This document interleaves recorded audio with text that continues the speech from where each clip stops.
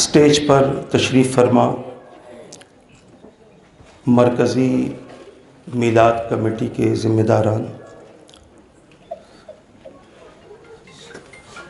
میرے بزرگوں، میرے ہم عمر ساتھیوں،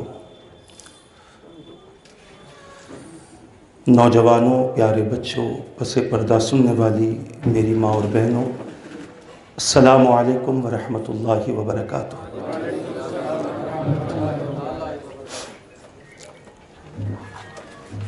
نحمدہ ونصلی ونسلم علی رسولہ الکریم، اما بعد فاعوذ باللہ من الشیطان الرجیم، بسم اللہ الرحمن الرحیم۔ فبشر عباد الذین یستمعون القول فیتبعون احسنہ، اولئک الذین ھداھم اللہ واولئک ھم اولو الالباب۔ آمنت باللہ صدق اللہ العظیم وصدق رسولہ النبی الامین المختار الکریم، ونحن علی ذلک لمن الشاہدین والشاکرین والحمد للہ رب العالمین۔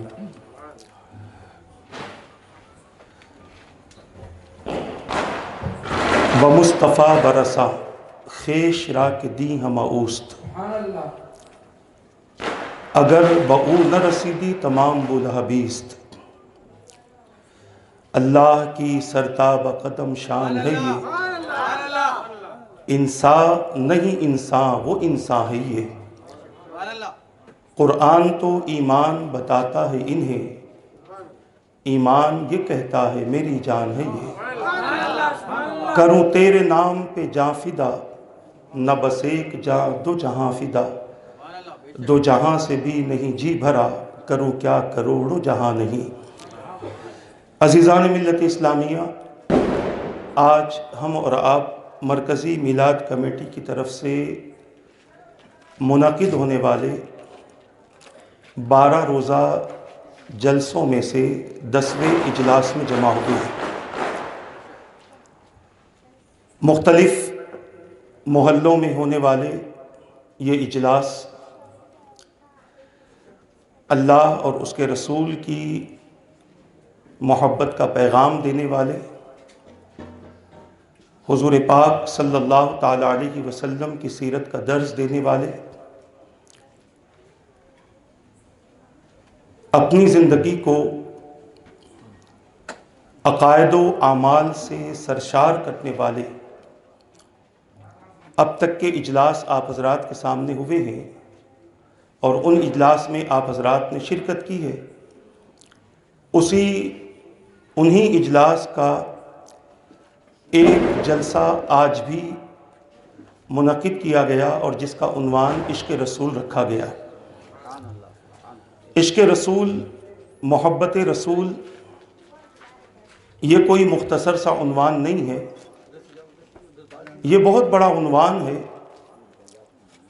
اور اس عنوان کو اگر ہم قرآن کریم کی آیات کی روشنی میں دیکھیں تو سینکڑوں آیات ہمیں ایسی ملتی ہیں جس میں اللہ تبارک و تعالیٰ نے اپنے حبیب پاک صلی اللہ تعالیٰ علیہ وسلم سے محبت کا ذکر فرمایا، اطاعت کا ذکر فرمایا، حضور کے ادب کا ذکر فرمایا، حضور کے ساتھ گفتگو کرنے کا کیا انداز ہو وہ بھی بیان فرمایا، حضور پاک صلی اللہ تعالیٰ علیہ وسلم سے کس قدر محبت ہو، آپ کی اتباع کیسے ہو، یہ تمام چیزیں ہمیں قرآن کریم سے ملتی ہیں۔ اسی طرح ہمیں یہ بھی پتہ چلتا ہے کہ رسول پاک صلی اللہ تعالیٰ علیہ وسلم سے محبت کرنے والے اللہ کے بندے اللہ کے حکم پر محبت کرتے ہیں، مگر اللہ تبارک و تعالیٰ کی ذات تو وہ ہے کہ جس نے نہ صرف اپنے حبیب سے محبت کا حکم دیا بلکہ خود بھی اپنے حبیب سے محبت فرماتا ہے، اور اس قدر محبت فرماتا ہے کہ اگر ہم احادیث پڑھتے ہیں تو ہمیں پتہ چلتا ہے کہ اللہ تبارک و تعالیٰ نے اس ساری کائنات کو حضور پاک صلی اللہ تعالیٰ علیہ وسلم کی محبت کی خاطر ہی پیدا فرمایا ہے، حضور کی عظمت کی خاطر ہی پیدا فرمایا ہے۔ اور ایک اللہ کے برگزیدہ بندے ارشاد فرماتے ہیں کہ اللہ تبارک و تعالیٰ نے قیامت کے دن کو 50,000 سال کا رکھا ہے، اس لیے رکھا ہے کہ قیامت کے چند دنوں میں سارے بندوں کا فیصلہ ہو جائے گا، باقی دنوں میں حضور کی تعریف بیان ہوگی، حضور کی توصیف بیان ہوگی۔ میرے پیارے آقا صلی اللہ تعالیٰ علیہ وسلم کے پیارے دیوانوں، اللہ تبارک و تعالیٰ اپنے حبیب سے بے پناہ محبت فرماتا ہے، اور اسی لیے رب قدیر نے کسی کو صفی کا لقب عطا فرمایا، کسی کو نجی کا لقب عطا فرمایا، کسی کو خلیل کا لقب عطا فرمایا، کسی کو ذبی فرمایا، کسی کو کلیم فرمایا، کسی کو روح اللہ فرمایا۔ مگر جب اپنے محبوب کی بات آئی تو رب قدیر نے اپنے حبیب کو حبیب اللہ فرمایا، اپنے رسول کو حبیب اللہ فرمایا۔ کلیم وہ ہے جو اللہ سے کلام کی تمنا رکھتا ہو، حبیب وہ ہے جسے بلا کر رب کلام کرتا ہو، خلیل وہ ہے کہ جو خالص اللہ سے محبت کرتا ہو، اور حبیب وہ ہے جس سے اللہ محبت کرتا ہو۔ اللہ تبارک و تعالیٰ نے اپنے حبیب پاک صلی اللہ تعالیٰ علیہ وسلم کو وہ مقام و مرتبہ عطا فرمایا ہے کہ رب قدیر نے اپنے حبیب پاک صلی اللہ علیہ وسلم کا نام زمین پر محمد رکھا، آسمانوں میں احمد رکھا۔ محمد زمین پر اس لیے رکھا گیا کہ رسول پاک کی تعریف ہوتی رہے، رسول پاک کی توصیف ہوتی رہے، رسول پاک کی عظمتیں بیان ہوتی رہے، رسول پاک کا ذکر ہوتا رہے، کیونکہ محمد اس کو کہتے ہیں۔ لغت میں اگر ہم اس کو دیکھتے ہیں تو کہتے ہیں الذی یحمد حمدا بعد حمد، محمد اس شخص کو کہتے ہیں جن کی تعریف پر تعریف کی جائے۔ اور اللہ تبارک و تعالیٰ نے اپنے حبیب کی تعریف کے نظام کو ایسا جاری فرما دیا ہے کہ دنیا میں رب قدیر نے شب و روز کے معاملات کو ایسے بنا دیا کہ کوئی لمحہ ایسا نہیں ہے کہ جس لمحہ حضور کی تعریف اذانوں سے نہ ہوتی ہو، حضور کا ذکر اذانوں سے نہ ہوتا ہو۔ ابھی ایک مسجد سے اشہد ان محمد رسول اللہ صلی اللہ علیہ وسلم کی صدا ختم ہوتی ہے تو دوسری مسجد سے وہی صدا آتی ہے، ایک مقام سے یہ صدا ختم ہوتی ہے تو دوسرے مقام سے یہی صدا آتی ہے، ایک ملک سے یہ صدا ختم ہوتی ہے تو دوسرے ملک سے یہ صدا آتی ہے۔ اللہ نے اپنے محبوب کے ذکر کا اس انداز سے انتظام فرمایا ہے، اور رب قدیر نے اپنے حبیب پاک صلی اللہ تعالیٰ علیہ وسلم کو بے پناہ خوبیاں عطا فرمائی۔ اب سوال ہم یہ کرتے ہیں کہ رسول پاک صلی اللہ تعالیٰ علیہ وسلم سے محبت کرنے کی وجوہات کیا ہو، کیوں رسول پاک صلی اللہ علیہ وسلم سے محبت کی جائے۔ آج اگر ہم دیکھتے ہیں دنیا جیسے جیسے ترقی کر رہی ہے، زمانہ جیسے جیسے ترقی کر رہا ہے، آج مسلمان حضور پاک صلی اللہ تعالیٰ علیہ وسلم سے اتنا ہی دور ہوتا جا رہا ہے۔ میری چند باتیں آپ کو کڑوی نظر آئیں گی، مگر میں آپ سے عرض کرنا چاہتا ہوں ان باتوں کو بغور سماعت فرمائیں تاکہ آپ کو احساس ہو کہ آج ہم نے رسول پاک صلی اللہ تعالیٰ علیہ وسلم سے اپنا کتنا تعلق جوڑ کر رکھا ہے، اور صحابہ کرام علیہم رضوان کی زندگی حضور پاک صلی اللہ تعالیٰ علیہ وسلم کی محبت کے حوالے سے کیسے تھی۔ پہلے اپنے بارے میں غور و فکر کر لیں۔ آج ہم رسول پاک صلی اللہ علیہ وسلم سے محبت کا دعویٰ کرتے ہیں، ہم کہتے ہیں ہم عاشق رسول ہیں، اور جب رسول پاک صلی اللہ علیہ وسلم کا ذکر ہوتا ہے ہمیں بڑا اچھا لگتا ہے، ہمیں بہت خوشی محسوس ہوتی ہے، مگر یہ خوشی تھوڑی سی دیر کے لیے ہمارے پاس ہے۔ زندگی بھر رسول پاک صلی اللہ تعالیٰ علیہ وسلم کا ذکر کرتے رہنا یہ اللہ کا فرمان بھی ہے، اور یہ صحابہ کرام علیہ رضوان کا اسوہ بھی ہے۔ صحابہ کرام کی عادت تھی کہ وہ رسول پاک صلی اللہ تعالیٰ علیہ وسلم کو دیکھا کرتے تھے، بیٹھا کرتے تھے حضور کے پاس، اور اگر حضور کے پاس میں کسی سبب نہ بیٹھ پاتے تو دوسروں سے حضور کا ذکر سن کر اپنے دل کو تسلی دیا کرتے، اپنی روح کو سکون دیا کرتے۔ یہ صحابہ کرام علیہ رضوان کی عادت تھی، مگر آج ہماری کیفیت یہ ہے کہ ہم جتنا ترقی کرتے جا رہے ہیں اللہ کے رسول صلی اللہ تعالیٰ علیہ وسلم کی اسوے سے اور آپ کی سیرت سے اتنی ہی دور ہوتے جا رہے ہیں۔ ہر شخص اپنی زندگی کا جائزہ لے سکتا ہے۔ آپ مجھے بتائیں میرے آقا صلی اللہ تعالیٰ علیہ وسلم نے صرف ہمیں کلمہ پڑھایا ہے؟ آپ کہیں گے نہیں، بلکہ حضور پاک صلی اللہ علیہ وسلم نے کلمے کے ساتھ ساتھ ہمیں ایک پاکیزہ دین عطا فرمایا، جس کی باتیں پاکیزہ ہیں، جس میں اعمال پاکیزہ ہیں، جو عمل کرنے والا پاکیزہ بن جاتا ہے، متقی بن جاتا ہے، اللہ کا مقرب بن جاتا ہے، اللہ کا ولی بن جاتا ہے۔ میرے آقا صلی اللہ تعالیٰ علیہ وسلم نے انسان کی زندگی کا کوئی گوشہ نہیں چھوڑا کہ جہاں انسان یہ کہے کہ رسول پاک کی سیرت سے اس حوالے سے ہمیں تعلیم نہیں ملتی۔ جتنی جائز و حلال چیزیں تھیں میرے آقا صلی اللہ تعالیٰ علیہ وسلم نے وہ ساری کر کے دکھا دی اور ان ساری باتوں کا حکم دے دیا کہ میرا امتی اس انداز سے زندگی گزارے۔ مگر آج امتی حضور پاک صلی اللہ تعالیٰ علیہ وسلم کی تعلیمات سے دور ہے۔ میں آپ سے عرض کرنا چاہتا ہوں، حضور پاک صلی اللہ تعالیٰ علیہ وسلم سے عشق کا دعویٰ، حضور سے محبت کا دعویٰ زبانی ضرورت نہیں ہے، بلکہ بندہ مومن رسول پاک صلی اللہ علیہ وسلم کی اداؤں سے محبت کرے، حضور کی اتباع کرے، رسول پاک کی اطاعت کرے تو فائدہ یہ ہوتا ہے۔ میرے پیارے آقا صلی اللہ علیہ وسلم کے پیارے دیوانوں، کسی بندے کو کہنے کی ضرورت نہیں پڑے گی کہ میں نبی سے محبت کرتا ہوں، بلکہ نبی کے اتباع کرنے والے کی شان یہ ہوتی ہے کہ میرا رب فرماتا ہے میں اس سے محبت کرتا ہوں جو میرے حبیب کی اتباع کرتا ہے، جو میرے رسول کی اتباع کرتا ہے۔ اور اتباع کہتے ہیں پیچھے پیچھے چلنے کو، اپنی زندگی ان کے پیچھے چلائی جائے، اپنے حالات اپنے معاملات ان کی سیرت کے حوالے کر دیے جائیں، اپنے سارے کام اپنے سارے شوق اور اپنی ساری زندگی رسول پاک صلی اللہ تعالیٰ علیہ وسلم کے نقش قدم پر چلا دی جائے، تب جا کر ایک بندہ مومن رسول پاک صلی اللہ علیہ وسلم سے محبت کرنے والا بنتا ہے۔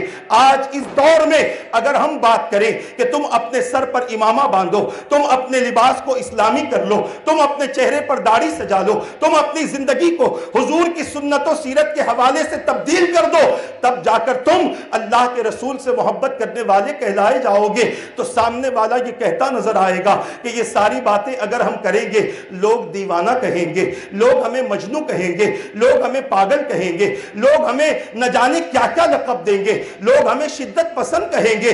عزیزان ملت اسلامیہ، مگر یاد رکھو زمانے کا جو کہنا ہے زمانہ اپنی نظر سے کہتا ہے، زمانہ اپنے حساب سے کہتا ہے، مگر سنو میرے رب نے خوشخبری عطا فرمائی۔ کیا خوشخبری عطا فرمائی؟ خطبہ مسنونہ کے بعد جس آیت مبارکہ کے حصے کو اور ایک آیت کو میں نے تلاوت کیا ہے، یہ 23ویں پارے کے 16ویں رکوع کی آخری آیتوں میں سے ہے۔ میرا رب ارشاد فرماتا ہے اے میرے حبیب آپ میرے ان بندوں کو خوشخبری دے دیں جو آپ کی بات کو سنتے ہیں اور اچھی طریقے سے عمل کرتے ہیں، یہی وہ لوگ ہیں جن کو اللہ نے ہدایت دی ہے اور یہی عقل مند ہیں، یہی عقل مند ہیں۔ پتہ یہ چلا زمانہ جسے دیوانہ کہتا ہے اللہ اسے عقل مند فرماتا ہے، رب قدیر اسے ہوش والا فرماتا ہے۔ تو جسے رب قدیر ہوش والا ہونے کی سرٹیفکیٹ دے دے، خدا کی قسم وہ دیوانہ نہیں ہو سکتا، وہ مجنون نہیں ہو سکتا۔ ہاں ہم یہ کہہ سکتے ہیں یہ مجنون ہے تو مصطفیٰ کا، یہ دیوانہ ہے تو مصطفیٰ کا، یہ پاگل بنا ہوا ہے تو مصطفیٰ کی محبت میں بنا ہوا ہے۔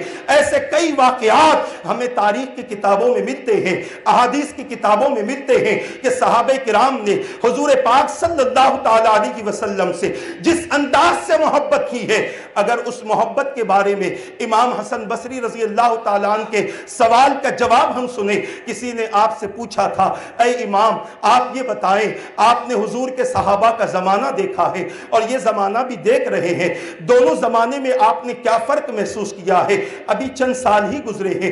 امام حسن بصری رضی اللہ تعالیٰ عنہ ارشاد فرماتے ہیں کہ اگر آج کے زمانے والے صحابہ کو دیکھتے تو کہتے یہ لوگ پاگل ہیں، اور صحابہ آج کے زمانے والوں کو دیکھتے تو کہتے یہ لوگ کافر ہیں۔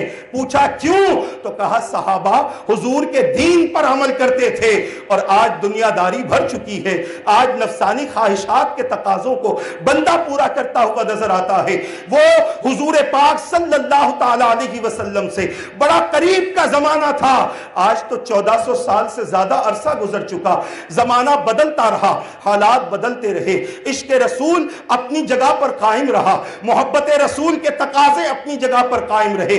کبھی بھی زمانے کی تبدیلی نے عشق رسول کی کیفیات کو نہیں بدلا، محبت رسول کے حالات کو نہیں بدلا، مگر آج ہماری طبیعتیں بدل چکی ہیں۔ ہماری طبیعت کا عالم یہ ہے کہ ہم صرف اپنے نبی کو 12 ربیع الاول کو یاد کرتے ہیں یا 1 ربیع الاول سے 12 ربیع الاول کو یاد کرتے ہیں، اس کے بعد ہمارا تعلق ہمارے نبی سے بہت دور ہو جاتا ہے، بہت ٹوٹ جاتا ہے۔ عزیزان ملت اسلامیہ، یہ بات ذہن میں رکھ لو، میں اکثر کہتا ہوں، یہ میرا دل چاہتا ہے کہنے کے لیے، امتی نبی سے جتنا قریب ہوتا ہے اللہ کی رحمت اس بندے سے قریب ہوتی ہے، اور امتی نبی سے جتنا دور ہوتا ہے اللہ کی رحمت اس بندے سے اتنا ہی دور ہوتی ہے۔ اب آپ کہیں گے یہ کیسے؟ تو میں بڑی ذمہ داری کے ساتھ عرض کرنا چاہتا ہوں، جس امتی کا تعلق نبی سے ہوگا وہ بے نمازی نہیں ہوگا، وہ رمضان کے روزے چھوڑنے والا نہ ہوگا، وہ زکوٰۃ میں ڈنڈی مارنے والا نہ ہوگا، وہ حج کو بغیر وقت میں ادا کرنے والا نہ ہوگا، وہ والدین کے حقوق کو چھوڑنے والا نہ ہوگا، وہ پڑوسیوں کو تکلیف دینے والا نہ ہوگا، وہ ہر برائی سے اپنے آپ کو بچاتا رہے گا۔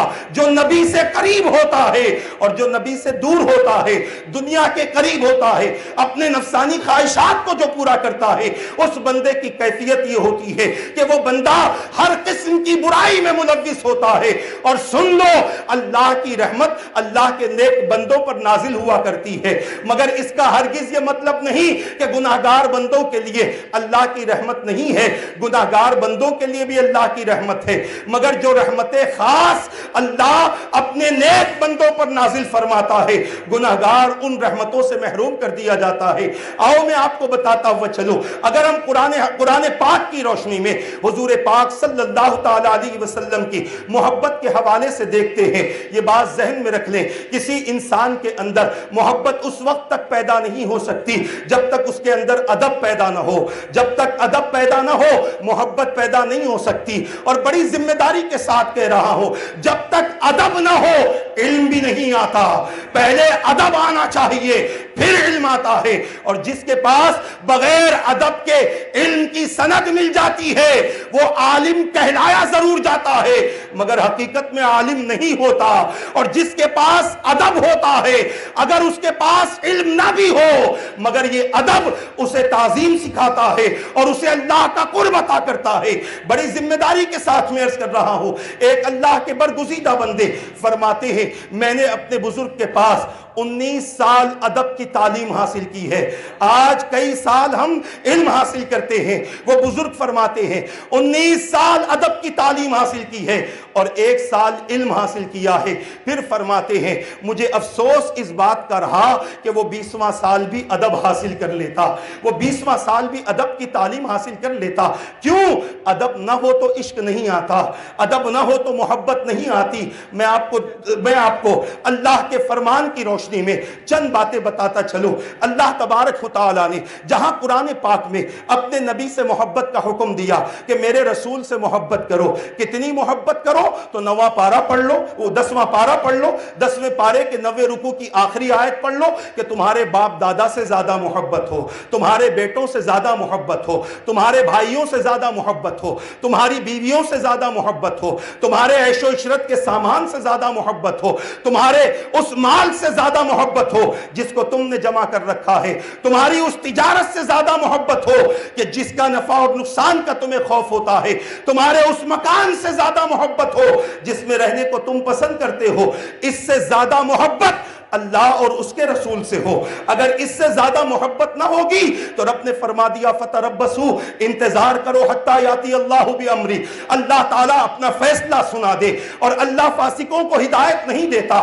رب نے جہاں اپنے حبیب سے محبت کا حکم دیا، اپنے حبیب کی اطاعت کا حکم دیا، اپنے حبیب کی اتباع کا حکم دیا، وہیں پر میرے رب نے اپنے حبیب کے پاس آنے جانے کا ادب بھی سکھایا، اپنے حبیب سے گفتگو کرنے کا ادب بھی سکھایا۔ میں زیادہ تفصیل میں نہیں جاؤں گا، آپ علماء سے بہت سنتے ہوں گے، میں چند واقعات آپ کے گوش گزار کرنا چاہتا ہوں، مگر بات آ گئی ہے تو صرف اشارہ دیتا ہوا چلوں۔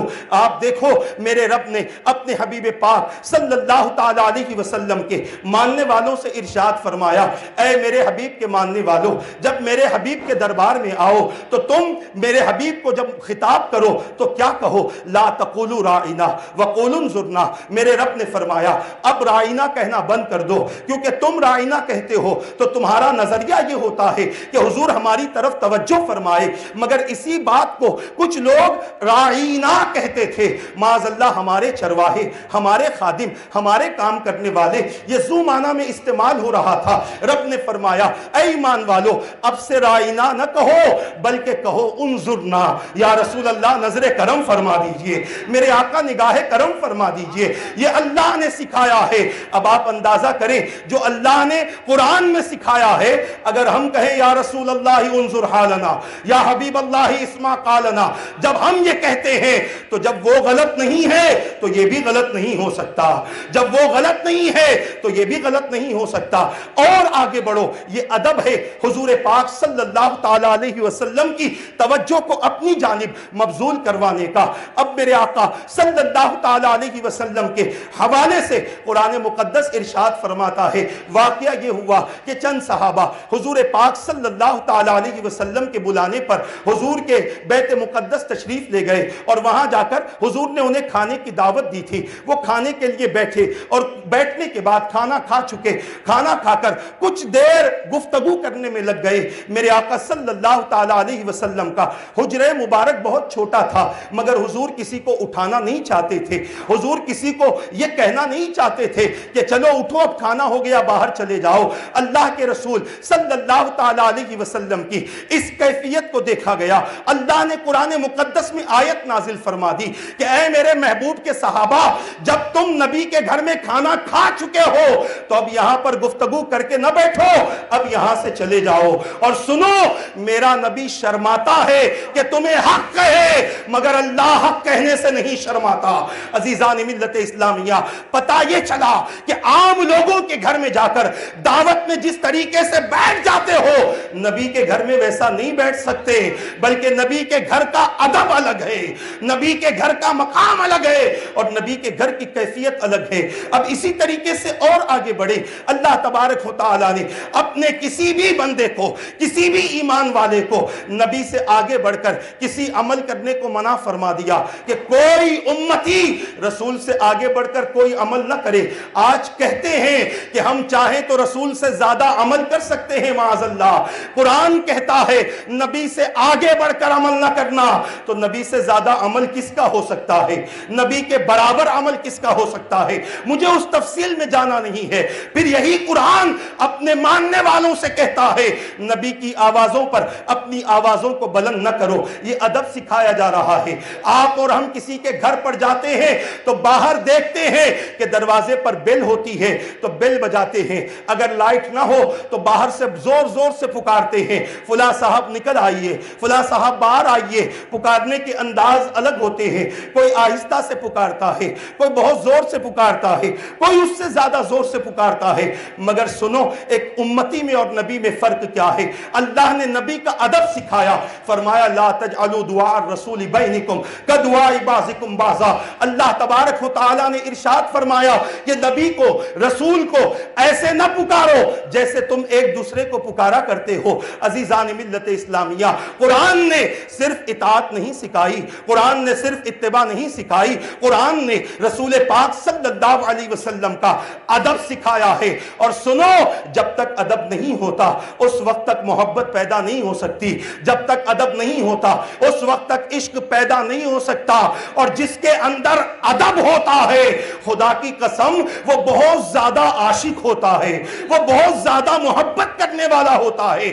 حضرت ابو بکر صدیق کے دل میں رسول پاک کا اتنا ادب تھا کہ ابو جہل نے آ کر کہا کہ تمہارے نبی کہتے ہیں رات کے کچھ حصے میں یہاں وہاں جا کر آئے ہیں، تو حضرت ابو بکر نے کہا کوئی اور کہتا تو نہ مانتا، مصطفیٰ نے کہا ہے تو مان لیتا ہوں۔ پتہ یہ چلا یہ ادب تھا، اور اسی ادب کی بنیاد پر حضرت ابو بکر صدیق رضی اللہ تعالیٰ عنہ نے حضور پاک صلی اللہ علیہ وسلم کی اس کیفیت کو قبول فرما لیا۔ اور سنو با ادب کیسے ہوتے ہیں اور با ادب رہنے والوں کو اللہ تبارک و تعالی کیا مقام عطا فرماتا ہے۔ آپ اندازہ تو کیجئے، ابھی آپ نے سید صاحب سے سنا ماں کی محبت حدیث سے سیکھو۔ آپ اندازہ کیجئے کہ ماں کا ادب کرنے والا جنت میں ہوگا تو مصطفیٰ کا ادب کرنے والا کہاں ہوگا؟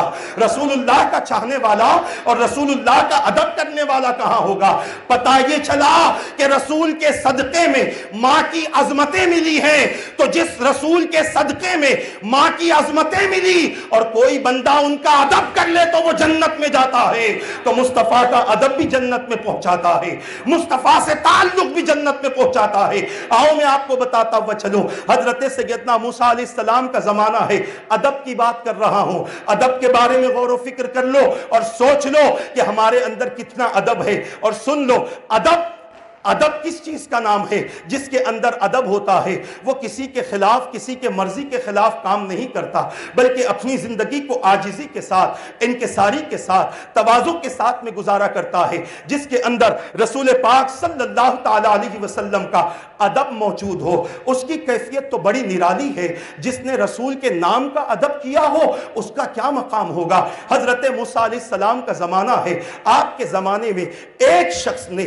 200 سال تک گناہ کیا تھا، فسق و فجور میں مبتلا، کبھی کسی نے اسے نیکی کرتا ہوا نہیں دیکھا، راستے میں جو ملتا اسے ستاتا، پریشان کرتا، تکلیف دیتا، پڑوسی ناخوش، پورا محلہ، پورا علاقہ اس کے فسق و فجور پر گواہ تھا، اس کے گناہوں پر گواہ تھا۔ عزیزان ملت اسلامیہ، وہ بندہ 200 سال کی عمر میں جب انتقال کر گیا، موسیٰ علیہ السلام بھی اس کے فسق و فجور سے واقف تھے، اس کے گناہ سے واقف تھے، مگر وہ موسیٰ علیہ السلام کا امتی تھا، وہ مان تو لیا تھا حضرت موسیٰ علیہ السلام کو، مگر موسیٰ علیہ السلام کے فرمان پر وہ عمل نہیں کرتا تھا، اپنی زندگی برائیوں میں گزارتا تھا۔ جب 200 سال کی عمر میں اس کا انتقال ہوا تو اس کے انتقال پر علاقے والوں نے جشن منایا کہ اللہ نے ایک گناہگار سے آزادی دے دی ہے، اللہ نے ایک ظالم سے آزادی دے دی ہے۔ پھر اس بندے کی نماز جنازہ نہیں پڑھی، اس بندے کے لیے انہوں نے کوئی دعا نہیں کی، اس بندے کو گھسیٹ کر کچرے میں باہر لا کر ڈال دیا۔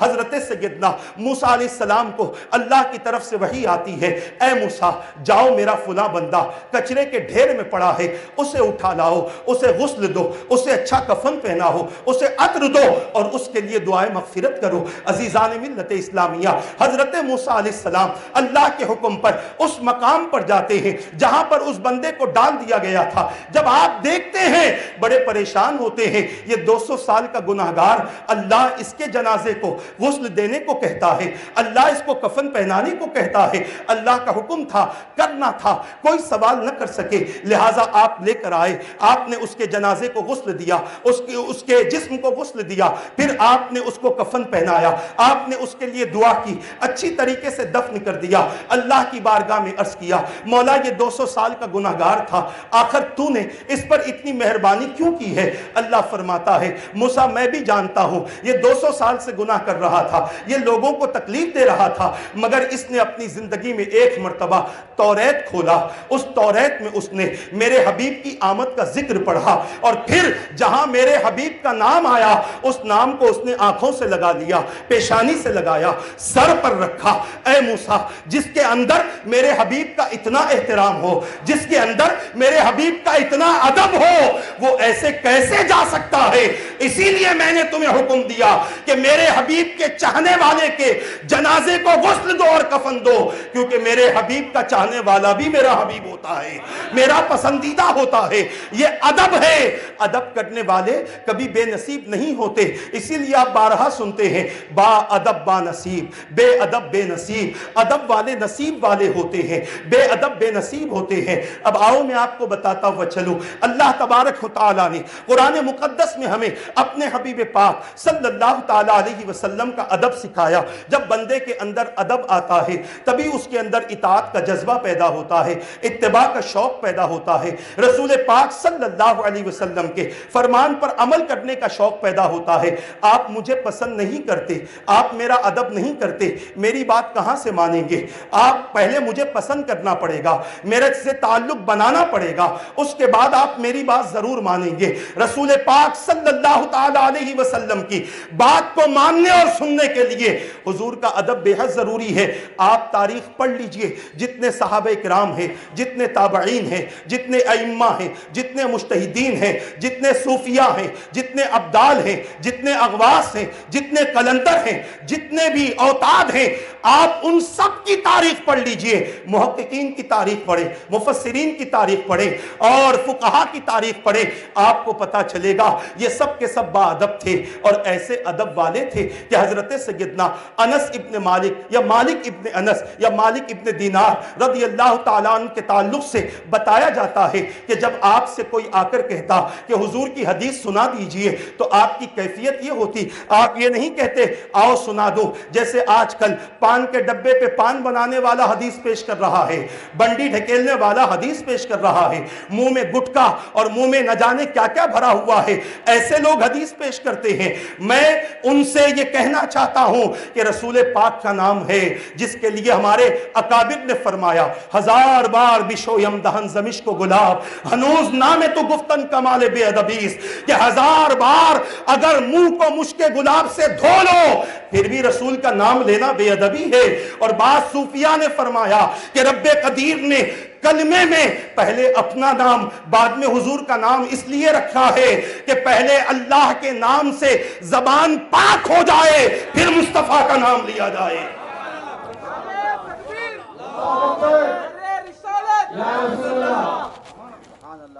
میرے پیارے آقا صلی اللہ تعالیٰ علیہ وسلم کے پیارے دیوانوں، آپ اندازہ تو کرو، میں عرض کرنا چاہتا ہوں کسی نے آ کر حضرت مالک ابن انس یا مالک ابن دینار رضی اللہ تعالیٰ عنہ سے آ کر کہا کہ حدیث سنا دیجئے، آپ نے فرمایا بیٹھ جا۔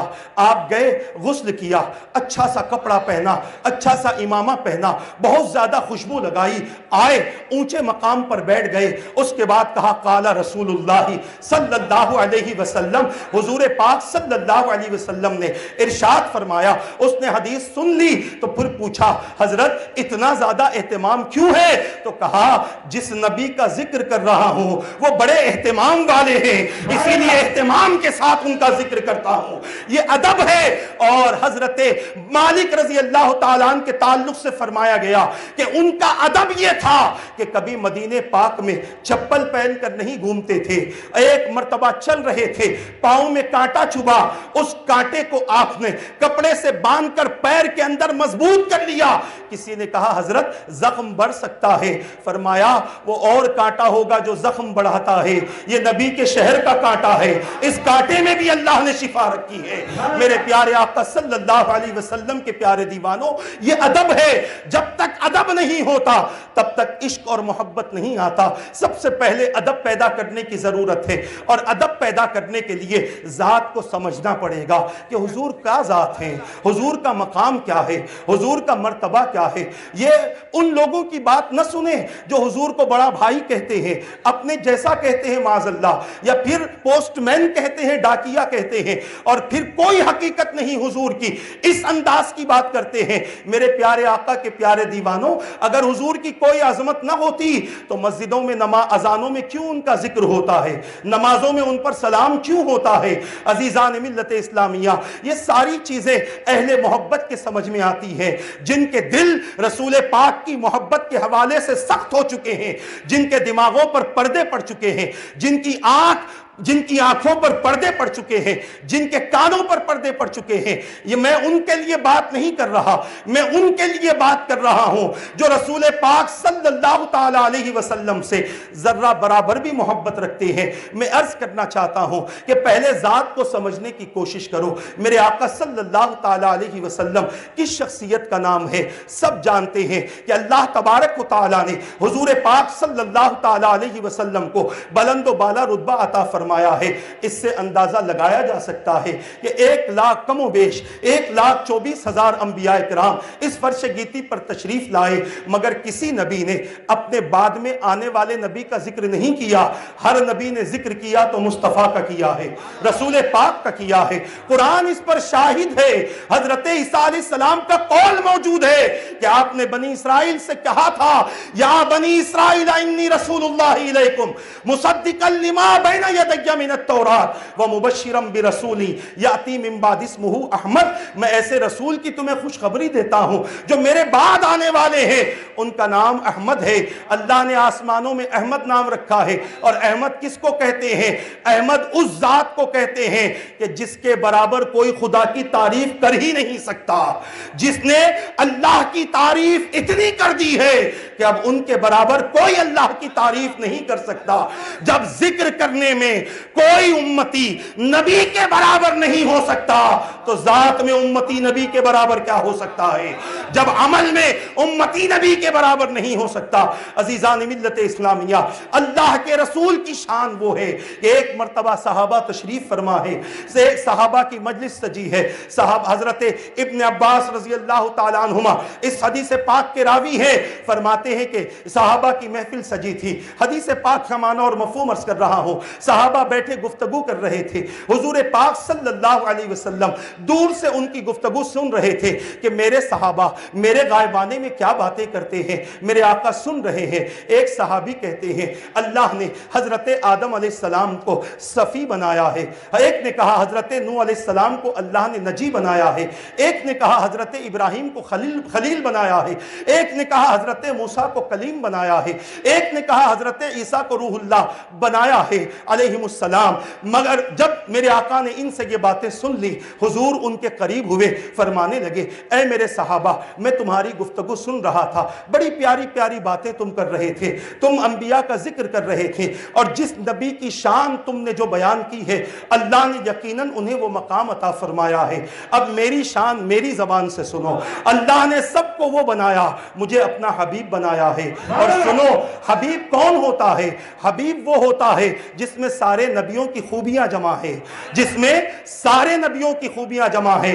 حسن یوسف، دم عیسیٰ، ید بیضا داری، آنچ خوبا، ہما دارن تو تنہا داری۔ یا رسول اللہ، یوسف علیہ السلام کا حسن، عیسیٰ علیہ السلام کی پھونک، موسیٰ علیہ السلام کا ید بیضا، وہ سب الگ الگ کمال رکھتے تھے۔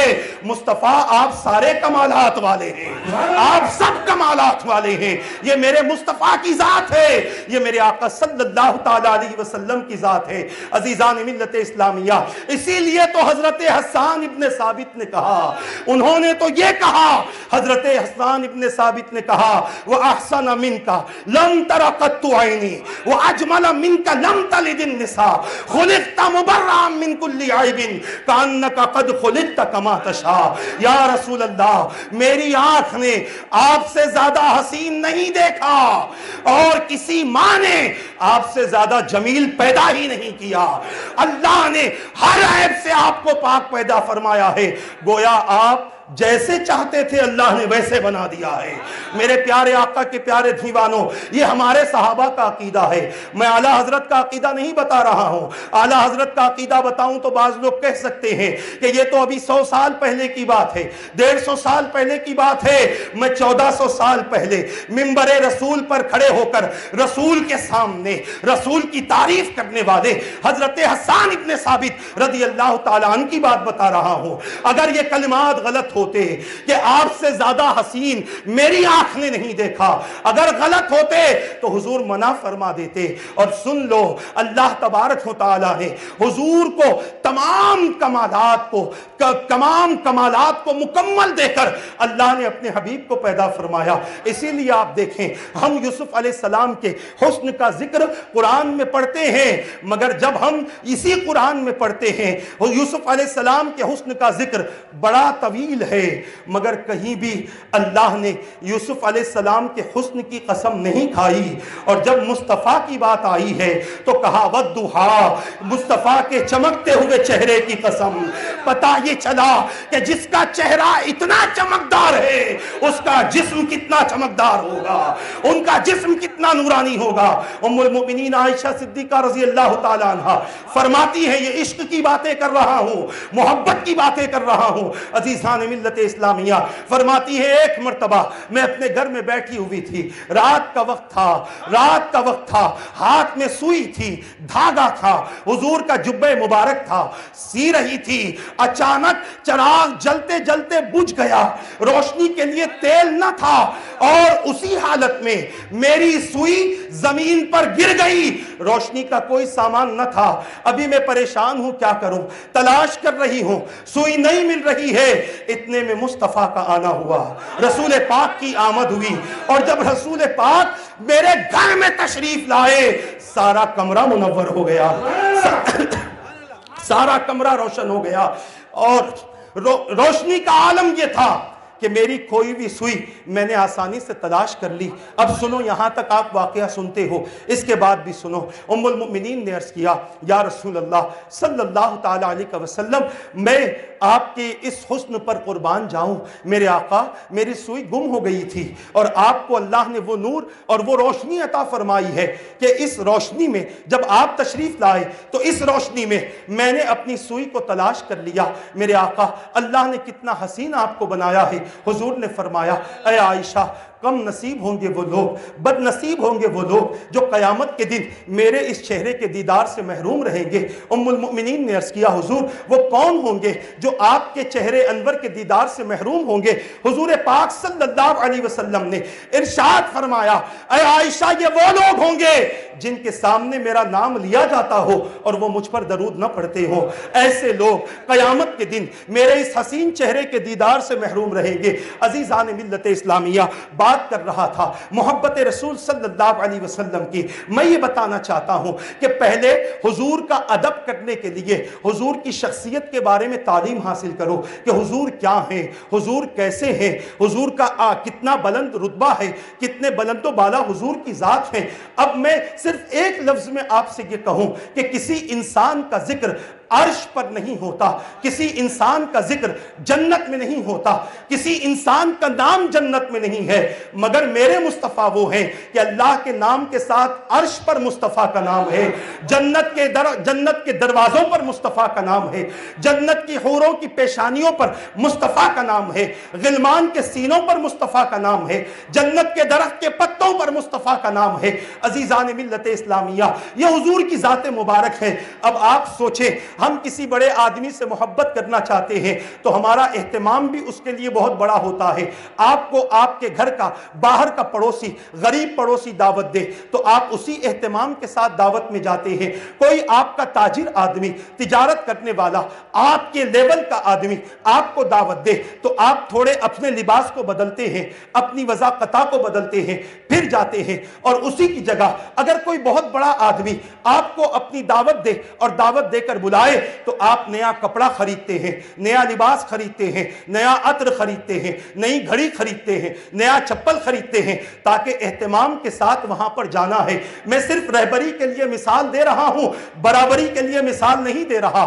جتنا بڑا بلاتا ہے اتنے اہتمام کے ساتھ جاتے ہیں، مگر یہ کیا بات ہے کہ سب سے بڑا تو میرا رب ہے، سب سے بڑا میرا رب ہے، معاذ اللہ اس کے برابر کوئی نہیں، اس سے بڑا کوئی نہیں، اس کے جیسا کوئی نہیں، مگر جب ہم اس کے گھر میں جاتے ہیں پھٹے کپڑے پہن کر، میلے کپڑے پہن کر، بدبودار لباس پہن کر، غیر بال بکھرے ہوئے ہیں، سر کے بال کھلے ہوئے ہیں، اور عجیب و غریب انداز سے ہم اللہ کے دربار میں جاتے ہیں، اور پھر یہی بات سن لو جب مصطفیٰ کی بات آتی ہے، حضور پاک صلی اللہ تعالی علیہ وسلم کے ذکر کی محفل ہوتی ہے تو اہتمام بھی ویسا ہی ہونا چاہیے، انتظام بھی ویسا ہی ہونا چاہیے۔ آپ کی کمیٹی اگر نہیں کر سکتی تو آپ کہیں یہ ہم سے لو اور اچھے سے اچھا اہتمام کرو، کیونکہ مصطفیٰ کا ذکر ہے، رسول اللہ کا ذکر ہے، رسول پاک کا ذکر ہونے والا ہے۔ میرے پیارے آقا کے پیارے دیوانوں، تو جس کی جیسی ذات ہوتی ہے، جس کا جو مقام ہوتا ہے، اس طرح سے ہم ان کے لیے اہتمام کرتے ہیں۔ حضور پاک صلی اللہ علیہ وسلم کا مقام ہمارے اکابرین نے فرمایا، بعد از خدا بزرگ تو ہی، قصہ مختصر، کہ اللہ کے بعد اگر کوئی بزرگ و بالا ذات ہے تو وہ مصطفیٰ کی ذات ہے۔ اب اہتمام بھی ویسا ہی ہو، انتظام بھی ویسا ہی ہو، عمل بھی ویسا ہی ہو۔ جب نبی کا نام لو تو بے وضو نام نہ لو، باوضو نام لیا کرو۔ یہ ہمیں کسی اور نے نہیں، زمانے کے بادشاہ سلطان محمود غزنوی نے سکھایا ہے۔ سلطان محمود غزنوی ایک زمانے کا، ایک دور کا بادشاہ تھا، اس نے سکھایا ہے۔ اس کے پاس ایک خادم تھا جس کو ایاز کہتے ہیں، ایاز کے بیٹے کا نام محمد تھا، اور جب سلطان محمود غزنوی محمد کو بلاتے تو محمد کہہ کر بلاتے۔ ایک مرتبہ محمد نہیں کہا اے ایاز کے بیٹے ادھر آ، اس طرح سے کہا۔ ایاز کو بڑی شرمندگی ہوئی، پار جا کر عرض کرنے لگے کہ بادشاہ کیا بات ہے، میرے بیٹے سے کیا غلطی ہو گئی؟ غلطی ہو گئی تو سزا دے دے۔ پوچھا کیا بات ہے؟ کہا اب تک نام لے کر بلاتے تھے، آج میری نسبت سے بلایا ہے۔ تو آپ بادشاہ نے کہا میں جب جب تیرے بیٹے کا نام لیتا ہوں وضو سے نام لیتا ہوں، کیونکہ تیرے بیٹے کا نام تو محمد ہے مگر نسبت رسول پاک سے ہے، نسبت میرے آقا سے ہے، لہٰذا آج میں بے وضو تھا اسی لیے میں نے محمد نہیں کہا، ایاز کا بیٹا کہہ دیا۔ بتانا یہ چاہتا ہوں ہمارے حضور کا ادب ہمیں بادشاہ، اسلام کے بادشاہوں نے سکھایا ہے، اسلام بڑے بڑے سلاطین نے سکھایا ہے، مگر آج ہماری حالت یہ ہے کہ ہم رسول پاک کا ادب نہیں جانتے، ہم رسول پاک کے مقام سے واقف نہیں ہیں، ہم رسول پاک کے مرتبے سے واقف نہیں ہیں، اس لیے جہاں آیا ہم نام لے لیتے ہیں، جس کے سامنے دیکھو ہم نام لے لیتے ہیں۔ نام لو مگر باوضو نام لو، اس کی برکتیں الگ ہوں گی، اس کی رحمتیں الگ ہوں گی، اس کی سعادتیں الگ ہوں گی، اور اس کی نعمتیں الگ ہوں گی۔ میں عرض کرنا چاہتا ہوں اللہ تبارک و تعالیٰ کے رسول پاک صلی اللہ تعالیٰ علیہ وسلم سے محبت سیکھنی ہو اور محبت کرنی ہو تو پہلے با ادب بن جاؤ، اور با ادب ہونا ہو تو پہلے رسول پاک کی شخصیت کو سمجھو، آپ کے مقام کو سمجھو۔ اور جب آپ کا مقام، یہ کفار کیوں تھے جو رسول کو دیکھ کر ایمان نہیں لاتے تھے؟ اس لیے نہیں لاتے تھے کہ انہوں نے رسول کے مقام کو سمجھا نہیں تھا، رسول کے مرتبے کو انہوں نے سمجھا نہیں تھا، مگر جنہوں نے سمجھا کوئی صدیق بن گئے، کوئی فاروق بن گئے، کوئی غنی بن گئے، کوئی حیدر کرار بن گئے، کوئی سیف اللہ بن گئے، کوئی ابو ہریرہ بن گئے، کوئی کچھ اور کوئی کچھ بن گئے۔ اللہ کے رسول کی نسبت نے لوگوں کو کیا سے کیا بنا دیا، اور کسی نے کیا خوب کہا، ایک عرب نے آدمی کا بول بالا کر دیا، خاک کے ذروں کو ہمدوش سریا کر دیا، جو نہ تھے خود راہ پر اوروں کے ہادی بن گئے، کیا نظر تھی جس نے مردوں کو مسیحا کر دیا۔ یہ رسول پاک صلی اللہ تعالیٰ علیہ وسلم کی ذات مبارک سے نسبت کا فیضان ہے، اور سن لو یہ نسبت کا فیضان صرف 1400 سال پہلے نہیں تھا، آج بھی یہ نسبت کا فیضان حاصل ہوتا ہے۔ اعلیٰ حضرت ہندوستان میں رہ کر اعلیٰ حضرت بنے ہیں، بانی جامع نظامیہ امام اہل سنت ہندوستان میں رہ کر بنے ہیں۔ کیوں؟ اس لیے کہ ہمارے اور آپ کے لیے مدینہ دور ہوتا ہے، عاشقوں کے لیے مدینہ دور نہیں ہوتا۔ وہ نظر جھکاتے ہیں مدینے والے کو دیکھتے ہیں، وہ نظر اٹھاتے ہیں مدینے والے کو دیکھتے ہیں، یہ ان کی محبت کی کیفیت ہوتی ہے۔ اور یہ کوئی میں ایسی لفاظی نہیں کر رہا ہوں، آؤ میں آپ کو بتاؤں، حضرت سیدنا شیخ عبدالحق محدث دہلوی رحمت اللہ تعالی علیہ حضور پاک صلی اللہ تعالی علیہ وسلم سے بے پناہ محبت کرتے تھے۔ آپ مدینے میں رہنے لگے، ہندوستان کے حالات بہت زیادہ خراب تھے، تاریخ میں نہیں جانا چاہتا، بہت زیادہ خراب تھے، آپ مدینے میں رہنے کو پسند کرنے لگے۔ کچھ وقت آپ نے مدینے میں گزارا، ایک رات سوئے ہیں، حضور خواب میں تشریف لائے، فرمایا اے عبدالحق ہندوستان جاؤ۔ حضرت عبدالحق محدث دہلوی رحمت اللہ علیہ اٹھے، اٹھ کر تھوڑی دیر سوچنے لگے، سمجھنے لگے کہ شاید کوئی خواب آ گیا ہوگا یا کوئی ایسی ہی بات ہو گئی ہوگی، پھر سو گئے۔ پھر میرے آقا خواب میں تشریف لائے، فرمانے لگے عبدالحق ہندوستان جاؤ۔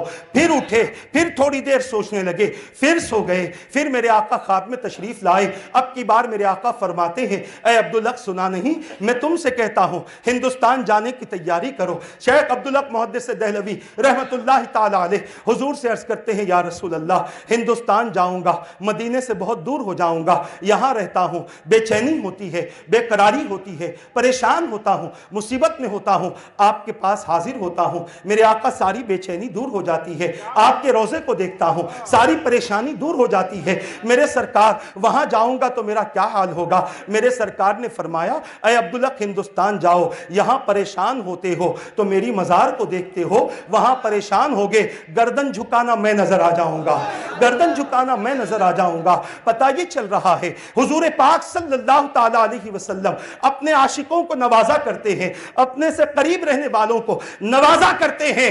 ایسی محبت اپنے اندر پیدا کرو۔ اور شیخ عبدالحق محدث دہلوی رحمت اللہ علیہ کون ہیں؟ جنہوں نے حضور پاک صلی اللہ علیہ وسلم کی ایک ایک اداؤں کو جمع کیا ہے۔ میرے آقا کے چہرے مبارک کے تعلق سے جتنی احادیث تھی ان کو جمع کیا۔ میرے آقا کے عین مبارک کے تعلق سے، آنکھ مبارک کے تعلق سے جتنی حدیثیں تھی اتنی جمع کی۔ میرے آقا کے بال مبارک کے تعلق سے جتنی حدیثیں تھی جمع کی۔ میرے آقا کے دست مبارک کے تعلق سے جتنی حدیثیں تھی جمع کی۔ میرے آقا کے پورے وجود مبارک کے حوالے سے جتنی حدیثیں تھی جمع کی، اور پھر کتاب بنا دی مدارج النبوہ، کتاب بنا دی معارج النبوہ۔ عزیزان ملت اسلامیہ، یہ حضرت شیخ عبدالحق محدث دہلوی ہیں۔ اب آپ اندازہ کریں جنہوں نے اتنا سب لکھا ہوگا ان کے عشق کا عالم کیا ہوگا، ان کے محبت کا عالم کیا ہوگا۔ ہم اور آپ بھی لکھتے ہیں مگر لوگوں کی شان میں لکھتے ہیں، لوگوں کے حسن پر لکھتے ہیں۔ ان کا قلم کبھی لوگوں کے حسن کے لیے نہیں اٹھتا تھا۔ کسی نے آ کر ایک بات اشارہ دیتے ہوئے کرتا چلوں، عاشقوں کی پہچان اور شان کیا ہوتی ہے۔ ایک مرتبہ کسی نے آ کر اعلیٰ حضرت سے کہا تھا نان پارا کے نواب کے تعلق سے کچھ لکھ دو، تو اعلیٰ حضرت نے لکھا تو فرمایا کروں مدح اہل دول رضا، پڑے اس بلا میں میری بلا، میں گدا ہوں اپنے کریم کا، میرا دین پارے نہیں۔ بتا دیا کہ جو نبی کے عاشق ہوتے ہیں ان کی زبان نبی کی محبت ہی میں کھلا کرتی ہے۔ اور یہ قصیدہ بردہ جو ہم پڑھتے ہیں، یہ قصیدہ بردہ کیا ہے؟ صاحب قصیدہ بردہ پہلے بادشاہوں اور نوابوں کے شان میں اشعار لکھتے تھے۔ بیمار ہوئے، فالج زدہ ہوئے، کوئی دیکھنے کے لیے نہیں آیا۔ جن کی شان بیان کی تھی، جن کی عظمتیں بیان کی تھی، جن کا مقام بیان کیا تھا، کوئی دیکھنے نہیں آیا۔ بڑے مایوس ہوئے، سوچا آج تک میں نے بادشاہوں کے لیے لکھا ہے، آج میں محمد الرسول اللہ صلی اللہ علیہ وسلم کے لیے لکھتا ہوں۔ وہیں بیٹھے اور حضور کی شان میں قصیدہ لکھنا شروع کیا۔ یہ قصیدہ اتنا مقبول ہوا کہ اللہ کے رسول خواب میں تشریف لائے اور فرمایا اے شرف الدین، وہ قصیدہ سناؤ جو تم نے لکھا ہے، وہ قصیدہ سناؤ جو تم نے لکھا ہے۔ پتہ کیا چلا؟ حضور مدینے ہی میں نہیں رہتے، ہر مومن کے ساتھ میں حضور رہا کرتے ہیں، اسی لیے عمل سے واقف ہیں، کیا کر رہا ہے اس سے واقف ہیں۔ یہ عشق ہے، یہ محبت ہے۔ محبت میں قصیدہ لکھا تھا۔ حضور نے فرمایا شرف الدین قصیدہ سناؤ۔ شرف الدین بوسیری رحمت اللہ علیہ نے جب قصیدہ سنایا، میرے آقا نے چادر مبارک اڑا دی، ان کے جسم پر اپنا دست مبارک پھیرا۔ جب اٹھے تو پورے گھر میں خوشبو تھی، جو چادر خواب میں دی گئی تھی وہ موجود تھی، وہ چادر بھی موجود تھی۔ اب آپ دیکھ لیں رسول پاک نے جاگتے ہوئے بھی اگر کسی کو چادر دی ہے تو وہ بھی ثناخان مصطفیٰ ہے، اور خواب میں بھی کسی کو چادر دی ہے وہ بھی ثناخان مصطفیٰ ہے۔ جاگتے ہوئے جس کو چادر دی تھی وہ حسان ابن ثابت رضی اللہ تعالیٰ عنہ ہے، اور خواب میں جسے چادر دی ہے وہ حضرت امام شرف الدین بوسیری رحمت اللہ علیہ ہے۔ یہ عشق و محبت ہے، یہ محبت ہے۔ جب بندہ اپنے دل سے نبی سے تعلق جوڑتا ہے تو مصطفیٰ جان رحمت صلی اللہ تعالیٰ علیہ وسلم کی توجہ بھی اس طرف ہوتی ہے۔ کسی نے کیا خوب کہا، ہجر نبی میں آہ کہاں بے اثر گئی، تڑپے جو ہم یہاں تو مدینے خبر گئی۔ یہ ان عاشقوں کی شان ہوتی ہے جو یہاں رہتے ہیں مگر تعلق مدینے والے سے جڑا ہوتا ہے۔ میرے پیارے آقا کے پیارے دیوانوں، وقت کم ہے، مجھے ٹائم بتایا گیا تھا اس سے بھی زیادہ میں نے کہہ دیا ہے۔ چند باتیں میں آپ کے سامنے عرض کرنا چاہتا ہوں، اگر اجازت ہو تو چند باتیں میں آپ کے سامنے عرض کرنا چاہتا ہوں۔ آج دشمنان اسلام نے جب یہ دیکھا کہ مسلمان تعلق رسول سے اپنی زندگی کو بہتر بناتا ہے، نسبت رسول سے اپنی زندگی کو بہتر بناتا ہے، اتباع رسول سے اپنی زندگی کو بہتر بناتا ہے، اور وہ ساری چیزیں جو مسلمانوں کی علامت تھی، جو اسلام کی علامت تھی، نبی سے محبت کی علامت تھی، ان تمام چیزوں کو دہشت گردوں کی صورت میں پیش کر دیا گیا۔ بتایا گیا داڑھی والا دہشت گرد ہوتا ہے، مسلمان ڈر گئے، داڑھی نکالنی شروع کر دی۔ بتایا گیا امامہ پہننے والا دہشت گرد ہوتا ہے، مسلمان ڈر گئے، امامہ پہننا چھوڑ دیا۔ بتایا گیا گیا جبہ قبہ پہننے والا، اسلامی لباس پہننے والا دہشت گرد ہوتا ہے، اور پھر مسلمانوں نے وہ لباس چھوڑ دیا۔ عزیزان ملت اسلامیہ، جو انہوں نے رسول پاک صلی اللہ تعالی علیہ وسلم کی محبت کے حوالے سے پڑھا تھا، ان تمام چیزوں کو انہوں نے مسلمانوں کے دلوں سے اور مسلمانوں کے سینوں سے نکال دیا، اور آج اس کا نتیجہ ہم دیکھ رہے ہیں۔ نہ ہم رسول اللہ کے ہیں، نہ ہماری اولاد رسول اللہ کی ہے۔ اگر ہم رسول اللہ کے ہوتے، اگر ہم رسول پاک کے ہوتے تو خدا کی قسم حضور کی شان میں کبھی گستاخی گوارا نہیں کرتے، حضور کی شان میں کبھی بے ادبی گوارا نہیں کرتے، حضور کی شان میں کبھی ناشائستہ اور نازیبا الکلمات ہم گوارا نہیں کرتے۔ ہم نے تو سب کچھ اللہ پر چھوڑ دیا ہے، ان کا رب دیکھ لے گا جو ہوگا، پھر ہم کیا ہیں؟ آؤ میں آپ کو بتاؤں صحابہ کرام علیہ رضوان کی زندگی کیا تھی۔ انہوں نے جب رسول پاک صلی اللہ تعالی علیہ وسلم سے تعلق قائم کیا ہے، چند صحابہ کو میرے آقا نے ایک مقام پر بھیجا کہ جاؤ اور تبلیغ کرو۔ وہاں پر جانے کے بعد صحابہ کو ان لوگوں نے پکڑ لیا اور بعض صحابہ کو قتل کر دیا، بعض صحابہ کو شہید کر دیا۔ ایک صحابی بچے ہوئے تھے، ان سے کہا کہ بتاؤ اگر تمہاری جگہ میں معاذ اللہ محمد صلی اللہ علیہ وسلم کو قتل کر دوں تو کیا تمہیں یہ بات گوارا ہے؟ انہوں نے کہا اگر میرا رب مجھے 100 جانیں عطا کرے تو میں چاہوں گا میری 100 جانیں قربان ہو جائے، مگر نبی کی عزت پر بات نہ آنے پائے۔ حضرت سیدنا عروہ ابن زبیر رضی اللہ تعالیٰ عنہ کے تعلق سے فرمایا گیا 8 سال کی عمر میں آپ نے اسلام قبول کیا، اور 12 سال کی عمر میں میدان احد میں جنگ چل رہی ہے، میدان احد میں جنگ چل رہی ہے، اور ایسی حالت میں اچانک خبر پھیلائی گئی کہ معاذ اللہ حضور شہید کر دیے گئے ہیں۔ وہ 12 سال کی عمر میں ہیں، اور وہاں سے جو لوگ مدینہ گئے ہیں انہیں پتا ہے کہ حضور پاک صلی اللہ تعالی علیہ وسلم کے حجرہ مبارک سے یا وہاں کی قریبی آبادی سے میدان احد کتنا دور ہے۔ وہ اپنے گھر میں جاتے ہیں، ہتھیار نکالتے ہیں، چمکتی ہوئی ننگی تلوار لے کر میدان احد کی طرف آتے ہیں، مگر جب آتے ہیں تو دیکھتے ہیں کہ میرے آقا صلی اللہ تعالی علیہ وسلم صحابہ کے درمیان میں موجود ہیں۔ میرے آقا نے دیکھا، فرمایا اور وہ کیا بات ہے، کیوں ننگی تلوار لے کر آئے ہو؟ عرض کرنے لگے حضور میں نے سنا کہ کسی نے آپ کے ساتھ گستاخی کی ہے، لہٰذا اگر ایسا ہوتا تو میں اپنی تلوار سے اس کا سر قلم کر دیتا۔ اس جذبے کے ساتھ میں یہاں پر آیا ہوں۔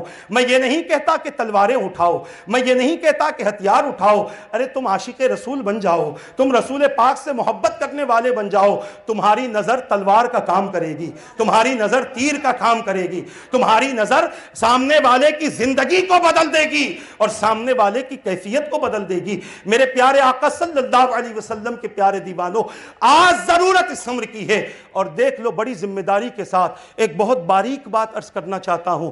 رسول پاک کی نہ سن کر ہم نے اپنا انجام دیکھ لیا ہے۔ ہم تو بہت ساری باتیں حضور کی نہیں سنتے، صبح سے لے کر شام تک ہماری 40-50 سالہ زندگی ہو گئی، کئی باتیں ہم نے رسول کی نہیں سنی، انجام ہم نے دیکھ لیا۔ بڑی ذمہ داری کے ساتھ ایک نقطہ آپ کے ذہن میں بٹھانا چاہتا ہوں، میدان احد کی جنگ جسے یاد ہے وہ اس جنگ کا تھوڑا سا جائزہ لے لے۔ حضور پاک صلی اللہ تعالی علیہ وسلم کی صرف ایک بات میں کوتاہی ہوئی تھی، ایک بات کو ماننے میں کوتاہی ہوئی تھی۔ اس کوتاہی کا نتیجہ یہ ہوا کہ جیتی ہوئی جنگ ان لوگوں کے لیے بہت مشکل کا سبب بن گئی، اور دوسری طرف سے کفار نے حملہ کر دیا۔ اندازہ کرو کہ صرف ایک بات تھوڑی سی سستی کی وجہ سے نہ مانی گئی یا اس پر عمل کرنے میں تھوڑی سی کوتاہی ہوئی تو نتیجہ یہ ہوا کہ جیتی ہوئی جنگ کا نقشہ بدل گیا۔ آج ہم نے اپنی ساری زندگی حضور کے فرمان کے خلاف میں گزاری ہے۔ ہم کہاں سکون سے جی سکتے ہیں، ہم کہاں اطمینان سے جی سکتے ہیں، ہم کہاں آرام سے جی سکتے ہیں۔ مسلمانوں، اپنی زندگی کو اگر بہتر بنانا ہو تو ڈاکٹر اقبال کے اس شعر پر عمل کرنا پڑے گا۔ انہوں نے کہا تھا طریقے مصطفیٰ کو چھوڑنا ہے، وجہ بربادی اسی سے قوم ہوئی دنیا میں بے اقتدار اپنی، ہمیں کرنی ہے شہنشاہ بطحا کی رضا جوئی، وہ اپنے ہو گئے تو رحمت پروردگار اپنی۔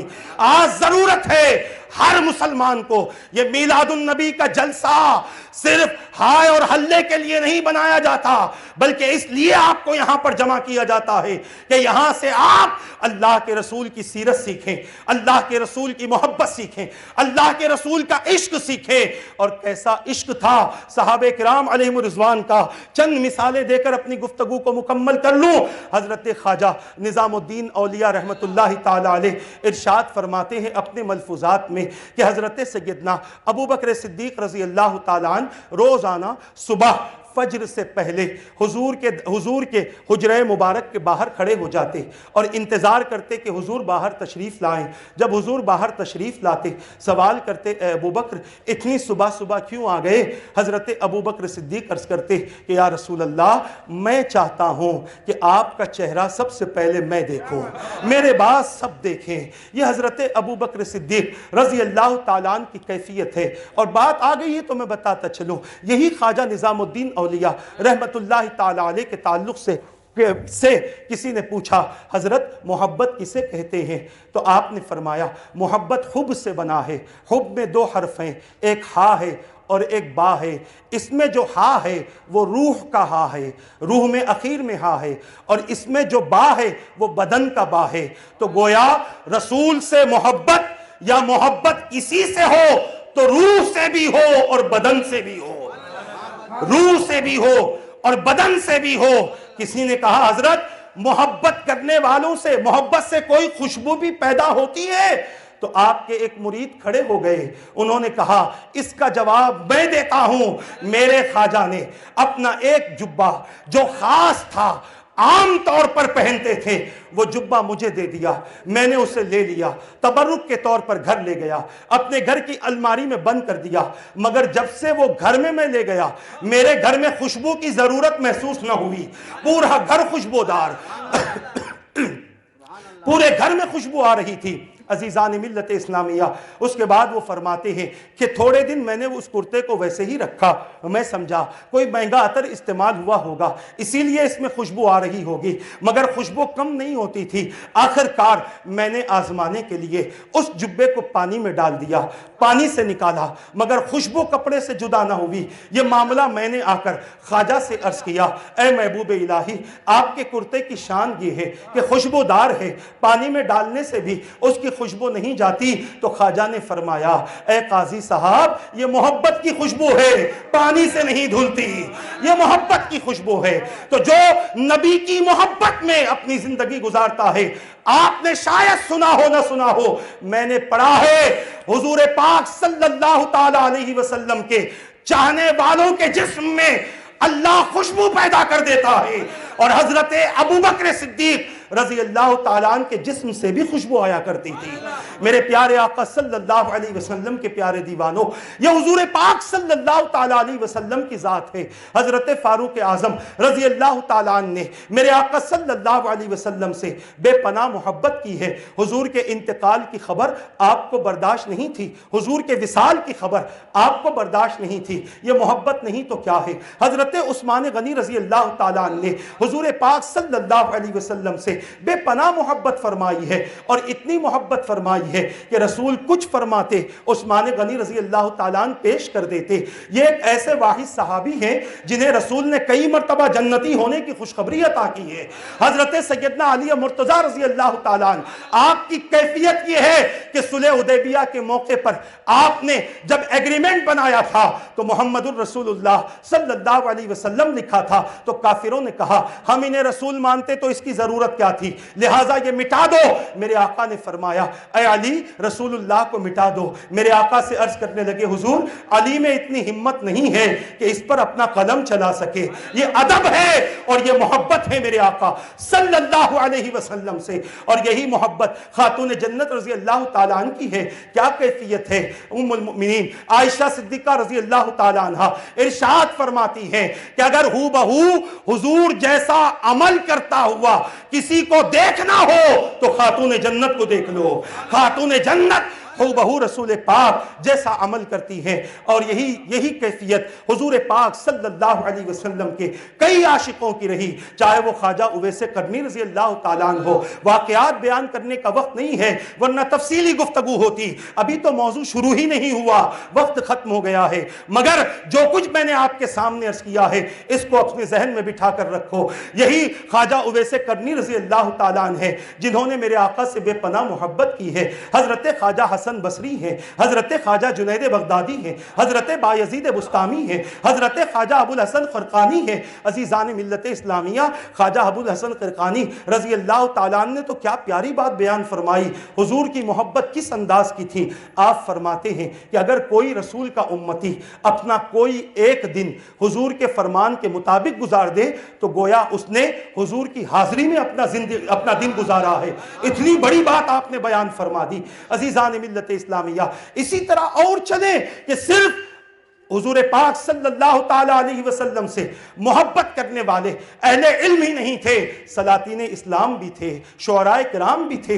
علامہ جامی رحمت اللہ تعالیٰ علیہ کیسے عاشق رسول تھے۔ ایک مرتبہ بہت زیادہ تڑپ پیدا ہوئی، تڑپتے ہوئے لکھتے ہیں، تنم فرسودہ جاں پارا ز ہجراں یا رسول اللہ، دلم پزموردہ آوارہ ز اسیاں یا رسول اللہ۔ ابھی یہ شعر لکھا ہی تھا کہ یا رسول اللہ صلی اللہ علیہ وسلم، میرے جسم کی حالت بہت بری ہے، میرے جان کے ٹکڑے ٹکڑے ہو چکے ہیں۔ اس کے بعد عرض کرتے ہیں یا رسول اللہ، میرا دل گناہوں میں گرفتار ہو چکا ہے، میرے آقا میرے سرکار توجہ فرما دیجئے۔ اس کے بعد پھر آپ فرماتے ہیں، وہ شعر پورا مجھے برابر یاد نہیں آ رہا، وہ فرماتے ہیں کہ یا رسول اللہ، اگر میرے گھر میں آپ قدم رنجا فرما دیں، آپ میرے گھر میں آ جائیں تو میں اپنی جان کو آپ پر قربان کر دوں، آپ کے نالین پر اپنی جان کو قربان کر دوں۔ یہ جب آپ نے یہ کلام لکھا، دل میں تڑپ پیدا ہوئی، مدینہ پاک چلنے لگے، مدینہ پاک جانے لگے، اور جب مدینہ پاک وادی بطحا پہنچے تو وہاں سے بہت سارے قافلے مدینۃ الرسول جا رہے تھے۔ جو قافلہ ملتا اسے سلام کہتے اور کہتے حضور کی بارگاہ میں سلام پیش کرو، حالانکہ خود بھی جانے والے ہیں، مگر اس کے باوجود ابھی آپ لوگوں سے کہہ رہے ہیں۔ ابھی وادی بطحا سے چلتے چلتے مدینہ پاک کی سرحد پر پہنچے ہی تھے کہ مدینہ پاک کا گورنر آتا ہے اور حضرت جامی رحمت اللہ تعالیٰ علیہ کو پکڑ لیتا ہے۔ پکڑنے کی وجہ کیا تھی؟ وہ حضرت جامی کو جانتا نہ تھا۔ میرے آقا اس مدینے کے گورنر کے خواب میں آ کر فرماتے ہیں، دیکھو یہ جامی ہے، اس کو مدینے میں آنے نہ دینا، اگر یہ آ گیا تو مجھے مزار مبارک سے باہر نکلنا پڑے گا، اس سے ملاقات کرنی پڑے گی۔ عزیزان ملت اسلامیہ، اس نے انہیں واپس کر دیا۔ پھر حضرت جامی برداشت نہ کر سکے، ایک قافلہ آ رہا تھا، اس کے پاس میں بڑا سا صندوق تھا۔ آپ نے اس قافلے کے سردار سے کہا، سنو میں بھی مدینہ جانا چاہتا ہوں مگر کسی کو چہرہ دکھا کر نہیں جانا چاہتا، ایک کام کرو مجھے اس صندوق میں بند کر دو اور حضور کے دربار میں لے چلو۔ عزیزان ملت اسلامیہ، اب حضور کے دربار میں وہ صندوق میں بند ہے، اپنے سانس کی پرواہ نہیں، اپنے جسم کی پرواہ نہیں، اپنے جان کی پرواہ نہیں، بیٹھے ہیں صندوق میں۔ پھر میرے آقا مدینے کے گورنر کے خواب میں آتے ہیں، فرماتے ہیں جامی کو روکو۔ عرض کیا حضور روک دیا تھا، کہا فلاں قافلے میں ایک صندوق میں بند ہو کے آ رہا ہے، اسے واپس کر دو۔ عزیزان ملت اسلامیہ، اس شخص نے پھر انہیں واپس کر دیا۔ اب تیسری مرتبہ پھر وہ آ رہے ہیں اور آخر پوچھتے ہیں کہ آخر کیا بات ہے، تم بار بار تیسری مرتبہ جب وہ آئے اس گورنر نے آپ کو قید کر دیا۔ میرے آقا نے خواب میں آ کر فرمایا، میں نے انہیں قید کرنے نہیں کہا تھا، آنے سے روکا تھا، اس لیے روکا تھا کہ جو کلام اس نے لکھا ہے اگر وہ کلام میرے دربار میں پڑھ لیا جاتا تو مجھے روضہ انور کے باہر آ جانا پڑتا۔ یہ عشق ہے، یہ محبت ہے، یہ تڑپ ہے، یہ تعلق ہے۔ میرے پیارے آقا صلی اللہ علیہ وسلم کے پیارے دیوانوں، ایک چھوٹے سے بچے کا واقعہ پیش کر کے اپنی گفتگو کو انشاءاللہ مکمل کر دیتا ہوں۔ میرے پیارے آقا کے پیارے دیوانوں، کچھ وقت پہلے کا واقعہ ہے کہ ایک صاحب مدینہ شریف تشریف لے گئے اور کچھ دن ان کا مدینے میں قیام رہا۔ آپ دیکھتے تھے ایک چھوٹا سا بچہ جس کی عمر کچھ زیادہ نہیں ہے، وہ روضہ رسول ہی پر حاضر ہوتا تھا۔ ایک مرتبہ ان سے برداشت نہ ہوا، پوچھ لیا، بتاؤ کیا بات ہے، تم یہیں رہتے ہو، آخر کیا وجہ ہے؟ تو اس نے کہا، آخر کیا وجہ ہے؟ اس نے کہا، میں یتیم ہوں، میرا کوئی سہارا نہیں ہے، میرا کوئی نہیں ہے۔ تو انہوں نے کہا کہ چلو میں تمہارا باپ بنتا ہوں، تمہیں ماں دیتا ہوں، تمہیں بھائی دیتا ہوں، تمہیں بہن دیتا ہوں، تمہیں کھیل کود کے سارے سامان دیتا ہوں، تمہیں بہترین مکان دیتا ہوں، ہمارے علاقے میں یہ ہے اور اتنا سب کچھ ہے۔ اس لڑکے نے حضور کے روضے کی طرف اشارہ کیا، کہا یہ بھی ہے؟ کہا یہ ہوتا تو میں کیوں آتا؟ تو کہا جہاں یہ نہیں ہے وہاں میں رہ نہیں سکتا، اسی کی وجہ سے تو میں یہاں پر ہوں۔ عزیزان ملت اسلامیہ، پتہ چلا کہ جس کا تعلق نبی سے مضبوط ہوتا ہے حضور کا فیضان اس پر جاری ہوتا ہے۔ یہ نہ سمجھیں کہ لوگ جا کر صرف مدینے سے فیضان لاتے ہیں۔ تم یہاں بیٹھو، توجہ کرو، ادھر سے تمہاری توجہ برابر ہو نہ ہو، ادھر سے تم پر توجہ ہو جائے گی، ادھر سے تم پر توجہ ہو جائے گی۔ آج جتنی مصیبتیں، جتنی پریشانیاں، جتنی تکلیفیں، جتنی بیماریاں، جتنا غم، جتنی بے چینی ہے، ان سب کو دور کرنا ہو تو صرف مصطفیٰ سے تعلق جوڑ لو۔ اس لیے کہ صحابہ تکلیفیں اٹھاتے تھے، زخم کھاتے تھے، مگر اس کے باوجود حضور کو دیکھتے تھے تو سکون مل جاتا تھا، بھوکوں کی بھوک مٹ جاتی تھی، پیاسوں کی پیاس مٹ جاتی تھی۔ اور پھر کبھی یہ خیال آتا کہ اگر حضور نہ نظر آئے تو کیا ہوگا؟ حضرت ثوبان رضی اللہ تعالیٰ عنہ کی یہی تو کیفیت ہوئی۔ حضرت ثوبان رضی اللہ تعالیٰ عنہ حضور کی محفل سے اٹھے، اپنے گھر گئے، چبوترے پر بیٹھ گئے، سوچ رہے ہیں۔ میرے آقا کا اتفاق سے گزر ہوا، میرے آقا نے پوچھا ثوبان کیا بات ہے، کس چیز کا غم ہے، کس چیز کی فکر ہے؟ بہت زیادہ فکر میں غرق دیکھ رہا ہوں۔ حضرت ثوبان رضی اللہ تعالیٰ عنہ نے عرض کیا حضور دنیاوی کوئی غم نہیں، دنیاوی کوئی پریشانی نہیں، کوئی مصیبت نہیں، سوچ اس بات کی ہے کہ ابھی کچھ دیر پہلے آپ کو دیکھ کر آیا ہوں اور وہاں سے یہاں تک آیا، پھر دیکھنے کی تڑپ پیدا ہوئی۔ میرے آقا یہاں تو دیکھ لوں گا، قیامت کا دن آپ کا مرتبہ اعلیٰ، آپ کی شان اعلیٰ، آپ کا مقام اعلیٰ، آپ کی جنت اعلیٰ، آپ کا منصب اعلیٰ، حضور اگر وہاں آپ نہ دکھائی دیے تو میرا کیا ہوگا؟ یہ سوچ کر میں پریشان ہوں۔ میرے آقا ابھی سن رہے ہیں، جبرائیل امین آئے اور جبرائیل امین نے آ کر جو آیت پیش کی ہے اس کا مفہوم یہ تھا کہ اے میرے حبیب آپ کے چاہنے والوں سے کہہ دو یہاں بھی ساتھ میں ہیں، وہاں بھی ساتھ میں ہوں گے، ادھر بھی ساتھ میں ہیں، ادھر بھی ساتھ میں ہوں گے۔ میرے پیارے آقا کے پیارے دیوانوں، نبی کا ساتھ چاہتے ہو تو تعلق بڑھاؤ، نبی کا ساتھ چاہتے ہو تو تعلق بڑھاؤ، پہچان بڑھاؤ اپنی۔ آخری بات میں بار بار کہہ رہا ہوں مگر چونکہ بہت عشق کی باتیں نکل رہی ہیں اسی لیے کہہ رہا ہوں۔ مکاشفۃ القلوب میں امام غزالی رحمت اللہ تعالی علیہ فرماتے ہیں ایک شخص نے خواب دیکھا، خواب میں دیکھتا ہے کہ ایک محفل سجی ہوئی ہے اور صدر محفل حضور کی ذات ہے۔ حضور پاک صلی اللہ علیہ وسلم ایک ایک کو بلاتے ہیں، کچھ نہ کچھ عطا کرتے ہیں۔ جب سارے لوگوں کو دے دیا گیا، حضور نے محفل کی برخاستگی کا اعلان کیا۔ وہ کہتا ہے کہ میں بھی تھا مگر حضور نے مجھے کچھ نہیں دیا، نہ مجھے بلایا۔ میں دوڑتا ہوا حضور کے پاس گیا، عرض کرنے لگا حضور مجھے بھی کچھ عطا کر دے۔ وہ کہتا ہے حضور نے فرمایا تو کون ہے، تو کون ہے؟ تو اس نے کہا کہ حضور میں نے علماء سے سنا ہے کہ ماں اپنے بیٹے کو اتنا نہیں پہچانتی جتنا رسول اپنی امتی کو پہچانتے۔ آپ نے نہیں پہچانا میں آپ کا امتی ہوں؟ میرے آقا نے فرمایا تو میرا امتی تو ہے مگر تو نے اپنی پہچان کیا کروائی ہے؟ عرض کرنے لگا حضور کیا پہچان کرواؤں؟ میرے آقا فرماتے ہیں جو مجھ پر جتنا درود پڑتا ہے میں اسے اتنا ہی زیادہ پہچانتا ہوں۔ اور آپ نے سنا ہی ہے کہ میرے آقا نے فرمایا کہ مجھ پر جب درود پڑا جاتا ہے فرشتے اس کا اور اس کے باپ کا نام لے کر اس کا درود میری بارگاہ میں پیش کرتے ہیں۔ تو جتنی مرتبہ ہم درود پڑھیں گے اتنا ہی مصطفیٰ سے تعلق مضبوط ہوگا، اور جب حضور سے تعلق مضبوط ہوگا تو عمل سے تعلق مضبوط ہوگا، کردار اچھا ہوگا، زندگی اچھی ہوگی، اور پھر کسی سے شکایت کی ضرورت نہیں پڑے گی کہ میں پریشان ہوں، بلکہ کوئی پریشان تمہارے پاس میں آئے گا تو اللہ تمہیں وہ قوت عطا کرے گا کہ تم اس کی پریشانی دور کر سکتے ہو۔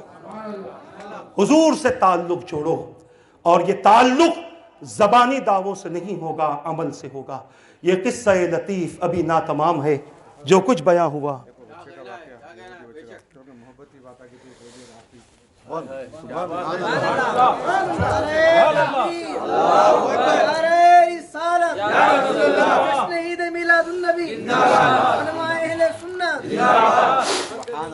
ایک واقعہ کل ایک مقام پر میں نے کل ہی پرسوں کے دن ایک مقام پر میں نے بیان کیا تھا، مگر کچھ ہی کہا تھا، پھر باتیں دوسری نکل گئی، ختم ہو گیا۔ تو مرزا عارف بیگ صاحب کو تڑپ رہ گئی کہ وہ واقعہ پیش ہو، انہیں سنا دیا، اتنا پسند آیا کہ انہوں نے کہا کہ آپ کو بھی سنا دیں۔ ایک مرتبہ درود پاک پڑھ لیجئے۔ اللہم صلی علی سیدنا و مولانا محمد وعلی آلہ و اصحابہ وبارک وسلم۔ آپ اندازہ کریں عشق کیا کیا عطا کرتا ہے، عشق رسول سے کیا کیا ملتا ہے۔ ایک یہودی اپنے بیٹے سے کہتا ہے بیٹا جا اور بازار سے سامان لے کر آ۔ اس کا ایک لوتا بیٹا ساتھ میں پیسہ اور تھیلی لے کر نکلتا ہے۔ ابھی کچھ راستہ پار ہی کیا تھا کہ اس نے دیکھا کہ ایک محفل سجی ہے، بڑے نورانی لوگ بیٹھے ہیں، اس میں حضور کے چہرے مبارک کو اس نے دیکھا، حضور کے چہرے کا عاشق ہو گیا، اور وہ سامان لانے کے بجائے حضور کے دربار میں آ کر بیٹھ گیا۔ وقت گزرتا گیا، صبح سے شام ہو گئی، ادھر باپ پریشان ہے کہ میرا بیٹا گیا کدھر۔ آخرکار جب مغرب کا وقت آیا، وہ بیٹا جب اپنے گھر واپس آتا ہے، ہاتھ میں نہ تھیلی ہے، نہ پیسہ ہے، نہ سامان ہے، کچھ نہیں ہے۔ باپ پوچھتا ہے بے وقوف کہاں گیا تھا؟ صبح سے میں کتنا پریشان ہوں، کتنا تیرے لیے تڑپ رہا ہوں، اور بتا میں نے تجھے سامان لینے کے لیے بھیجا تھا، تو کہاں سامان کہاں ہے؟ کہا سامان تو لے کر آ گیا۔ کہا سامان تو لے کر آ گیا، پوچھا دکھتا تو نہیں ہے؟ کہا لے کر آیا ہوں۔ کہا دکھتا تو نہیں ہے؟ کہا یہ نہ دکھنے والا سامان ہے جو میرے سینے میں موجود ہے۔ عزیزان ملت اسلامیہ، اب اس لڑکے کی کیفیت یہ ہوئی، روزانہ حضور کے دربار میں جاتا، حضور کے پاس بیٹھتا، ابھی اس نے کلمہ نہیں پڑھا ہے، حضور کے دربار میں جاتا تھا، بیٹھتا تھا، حضور کی گفتگو سنتا تھا۔ محبت رسول، اتنا اس کے اندر تڑپ پیدا ہو گئی کہ اس محبت رسول نے اسے بستر مرض پر ڈال دیا۔ اب وہ لڑکا بستر مرض پر ہے اور اس کا باپ پریشان ہے، بڑے بڑے طبیب بلوائے، بڑے بڑے حکیم بلوائے، بڑے بڑے لوگوں کو بلوایا، کہیں سے علاج نہ ہوا، اور پھر یہ لگا کہ اب بیٹا آخری سانسیں لے رہا ہے۔ بیٹے سے پوچھا بیٹا بتا کیا چاہتا ہے؟ کہا میری خواہش پوری کرو گے؟ کہا بتا کیا چاہتا ہے؟ تو میرا اکلوتا بیٹا ہے۔ اس نے کہا جاؤ محمد عربی صلی اللہ علیہ وسلم کو بلا کر لاؤ اور کہنا ان کا عاشق مرنے سے پہلے دیکھنا چاہتا ہے، مرنے سے پہلے دیدار کرنا چاہتا ہے۔ میرے پیارے آقا کے پیارے دیوانوں، وہ یہودی کہتا ہے وہ آئیں گے، تو اس نے کہا وہ مصطفیٰ ہیں، وہ مصطفیٰ ہیں، وہ کسی کو انکار نہیں کرتے، وہ کسی کو خالی نہیں لوٹاتے، وہ اپنے بیگانے کا فرق نہیں کرتے، تم جاؤ تو صحیح وہ ضرور آ جائیں گے۔ لہٰذا وہ لڑکھڑاتا ہوا، لرزتا ہوا، کانپتا ہوا حضور کے دربار میں پہنچا، میرے آقا سے ملاقات کی، عرض کرنے لگا آپ جانتے ہیں میں یہودی ہوں، میں جانتا ہوں کہ آپ اللہ کے رسول ہونے کا اعلان کرتے ہیں، میرا بیٹا ایک لوتا بیٹا آپ کو دل دے بیٹھا ہے، آپ سے محبت کرتا ہے، اور اس کی حالت یہ ہے کہ اب وہ بستر مرگ پر ہے، وہ تڑپ رہا ہے۔ میں نے اس سے آخری خواہش پوچھی، اس نے کہا کہ وہ آپ سے ملنا چاہتا ہے، کیا مجھ یہودی کے مکان پر آپ تشریف لائیں گے؟ میرے آقا فرماتے ہیں صرف میں ہی نہیں آؤں گا، ابو بکر اٹھ جاؤ، عمر اٹھ جاؤ، عثمان اٹھ جاؤ، علی اٹھ جاؤ، بلال اٹھو اور چلو میرے عاشق کا دیدار کرو، چلو میرے چاہنے والے کا دیدار کرو۔ اب چلے ہیں اس کے گھر پر، جب میرے آقا پہنچے اس کی آنکھیں بند تھی، حضور نے دست مبارک رکھا، آنکھ کھل گئی، جسم میں طاقت آ گئی۔ جب میرے آقا کو دیکھا بڑا خوش ہوا، عرض کرنے لگا حضور کیا کروں؟ اے محمد صلی اللہ علیہ وسلم کیا کروں؟ میرے آقا نے فرمایا کلمہ پڑھ لے، کلمہ پڑھ لے، مسلمان ہو جا۔ اس نے عرض کیا حضور میں نے تو کچھ کیا ہی نہیں ہے۔ میرے آقا فرماتے ہیں تو کلمہ تو پڑھ لے، جنت میں دلا دوں گا، تو کلمہ تو پڑھ لے، جنت میں دلا دوں گا۔ لہٰذا حضور نے اسے کلمہ پڑھایا، اور جب کلمے کا دوسرا جز اس نے کہا محمد الرسول اللہ صلی اللہ علیہ وسلم، جب اس نے کہا تو اس کی روح اس کے جسم سے جدا ہو گئی۔ اب باپ کی طرف دیکھتے ہیں، باپ کہتا ہے اب یہ میرا نہیں ہے، یہ آپ کا ہے، آپ لے جائیں، آپ کے حوالے ہے، آپ جو کرنا ہے کر لے، میرا کام یہاں تک تھا، اب آپ کی مرضی ہے۔ میرے آقا نے فرمایا ابو بکر و عمر، عثمان و علی، بلال اس کا جنازہ اٹھاؤ، اس کا جنازہ اٹھاؤ، آگے آگے مصطفیٰ مصطفیٰ، ساتھ میں صحابہ اور اس لڑکے کا جنازہ ہے۔ اب میرے آقا اسے لے جاتے ہیں، اسے غسل دیا جاتا ہے، اسے کفن پہنایا جاتا ہے، اسے قبر میں رکھنے سے پہلے حضور اس کی قبر میں اترتے ہیں۔ دیکھنے والی نگاہیں دیکھ رہی ہیں کہ میرے آقا اپنے پنجوں کے بل چل رہے ہیں، پنجوں کے بل چل رہے ہیں۔ اور پھر جب حضور کو اوپر لیا گیا تو میرے آقا کے جسم مبارک سے بہت زیادہ تھکاوٹ محسوس ہو رہی تھی۔ جب دفن کر دیا گیا، میرے آقا سے صحابہ نے پوچھا، حضور ہم چلے جاتے آپ کیوں گئے تھے؟ میرے آقا نے فرمایا کہ میں نے اس سے کہا تھا کہ تیری قبر کو جنت میں بناؤں گا، میں نے اس کی قبر کو جنت بنا دیا ہے۔ پھر عرض کیا حضور پنجوں کے بل کیوں چل رہے تھے؟ میرے آقا نے فرمایا ہزاروں فرشتے اس کے دیدار کو آ رہے تھے، میں پنجوں کے بل اس لیے چل رہا تھا کہ کسی فرشتے کے قدم پر میرا قدم نہ پڑ جائے۔ اس کے بعد پھر صحابہ نے پوچھا حضور اتنی تھکاوٹ کیوں ہے؟ تو میرے آقا نے فرمایا جنت کی حوریں، جنت کے غلمان اتنے آ چکے تھے کہ ان کے دھکوں کی وجہ سے میں تھک چکا ہوں۔ آپ اندازہ کرو نبی کی محبت یہودی کو مسلمان بنا دیتی ہے، مسلمان کو کیا کیا عطا کرتی ہوگی، مسلمان کو کہاں کہاں پہنچاتی ہوگی۔ عزیزان ملت اسلامیہ، ایک اور اہم واقعہ یاد آتا ہے، وقت نہیں ہے ورنہ اور 10-15 منٹ آپ کے نکل جائیں گے۔ بس میں عرض کرنا چاہتا ہوں کہ رسول پاک صلی اللہ تعالیٰ علیہ وسلم سے محبت کرو، دعویٰ نہ کرو، محبت کرو، حضور کی سنتوں پر عمل کرو، غیروں کے طریقے کو بھلا دو۔ حضور نے جیسے اپنی زندگی گزاری ہے، حضور کی سیرت مبارکہ جیسی ہے، آپ اس انداز سے زندگی گزارو۔ پھر دیکھو کسی کے سامنے نہ ہاتھ پھیلانے کی ضرورت ہے، نہ کسی کے سامنے جھولی پھیلانے کی ضرورت ہے۔ یہاں سوچو گے وہاں سے اللہ عطا فرما دے گا۔ اللہ تبارک و تعالیٰ سے دعا ہے کہ رب قدیر جو کچھ کہا گیا کہنے میں غلطی ہو تو اپنے حبیب کے صدقے معاف فرما دے۔ ان باتوں پر مجھے اور ان سب کو عمل کرنے، عام کرنے کی توفیق عطا فرما۔ مولا ہماری اس محفل کو قبول فرما لے۔ مولا جن جن لوگوں نے محفل میں حصہ لیا ہے ان کے حصوں کو قبول فرما، خصوصاً خواجہ صاحب جن کا کل چہلم تھا، پروردگار انہوں نے اس بزم کا انعقاد کا اہتمام یہاں پر کیا ہے۔ مولا جب تک یہ بزم چلتی رہے اس کا ثواب ان کو ملتا رہے۔ محمد انکشاف صاحب مرحوم، ان کا بھی انتقال ہوا ہے، پروردگار ان کی بھی مغفرت فرما دے۔ ہمارے متعلقین میں اور اہل ایمان میں جتنے گزر چکے ہیں مولا سب کی مغفرت فرما دے۔ جتنے بیمار ہیں اپنے حبیب کے صدقے انہیں شفا عطا فرما۔ محمد ذاکر صاحب ان کا بھی انتقال ہوا ہے، پروردگار ان کی بھی مغفرت فرما دے۔